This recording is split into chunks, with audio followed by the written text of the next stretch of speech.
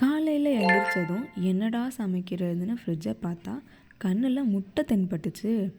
சரின்னு முட்டையும் ஓட்ஸையும் வச்சு ஆனியன்லாம் கட் பண்ணி போட்டு பேன் கேக் மாதிரி என் ஹஸ்பண்டுக்கு ஊற்றி கொடுத்தாச்சு. அப்படியே நெல்லிக்காய் ஜூஸும் கருப்பு திராட்சையும் வச்சு மார்னிங் பிரேக்ஃபாஸ்ட்டை முடிச்சாச்சு. இது என்ன பிரமாதம்? இது விட பெசலைட் ஒன்று இருக்கு. அப்புறம் மதியம் லஞ்சுக்கு டொமேட்டோ ரைஸும் எள்ளு துவையலும் பிளான் பண்ணியிருந்தேன்.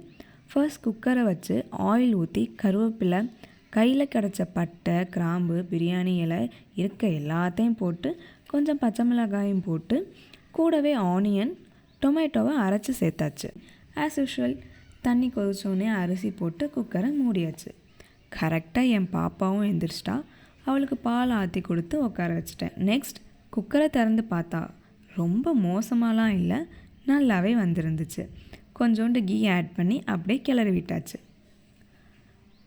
பிரேக்ஃபாஸ்ட்டுக்கு பாப்பாவுக்கு பனானா பவுடர் கிண்டி எனக்கும் 2 முட்டையை போட்டு நெல்லிக்காய் ஜூஸும் முட்டையும் வச்சு சாப்பிட்டாச்சு.